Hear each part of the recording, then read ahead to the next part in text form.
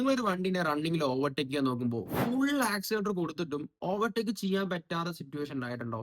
ശരിക്കും അവിടെയാണ് നമ്മുടെ എഞ്ചിൻ പ്രൊഡ്യൂസ് ചെയ്യണ ടോർക്കിന്റെയും ഹോഴ്സ് പവറിന്റെയും ഇമ്പോർട്ടൻസ് വരുന്നത്. കാരണം ഞാൻ തന്നെ എന്റെ വീഡിയോസിൽ പറയാറുണ്ട് ഈ വണ്ടി ഇത്ര ഹോഴ്സ് പവർ മേക്ക് ചെയ്യും, ഇത്ര ടോർക്ക് മേക്ക് ചെയ്യുന്നൊക്കെ. ശരിക്കും എന്താണ് ഈ ഹോഴ്സ് പവർ ആൻഡ് ടോർക്ക്? ഞാൻ പറഞ്ഞുതരാം. ടോർക്ക് വണ്ടിന്റെ പുള്ളിംഗ് പവർ ആണ് ടോർക്ക്. അതായത് വണ്ടിനെ തള്ളണ ഒരു ഫോഴ്സ് ആണ് ടോർക്ക്. ഹോഴ്സ് പവർ എഞ്ചിന് പ്രൊഡ്യൂസ് ചെയ്ത ആ ഒരു ടോർക്ക് അല്ലെങ്കിൽ ഫോഴ്സ് യൂസ് ചെയ്തിട്ട് എത്ര സ്പീഡിൽ മുന്നോട്ട് പോകാൻ പറ്റും എന്നുള്ളതാണ് ഹോഴ്സ് പവർ. ഒരു സിമ്പിൾ എക്സാമ്പിൾ പറഞ്ഞുതരാം. ഒരു ആനയെ എടുക്കുക, ഒരു കുതിരനെ എടുക്കുക. ആനനെ ടോർക്കായിട്ട് കമ്പയർ ചെയ്യുക, കുതിരനെ ഹോഴ്സ് പവർ ആയിട്ടും.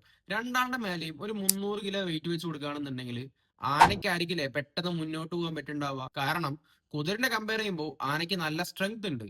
പക്ഷേ മുന്നോട്ട് പോയി തുടങ്ങിയാൽ ആർക്കായിരിക്കും സ്പീഡിൽ പോകാൻ പറ്റുണ്ടാവുക?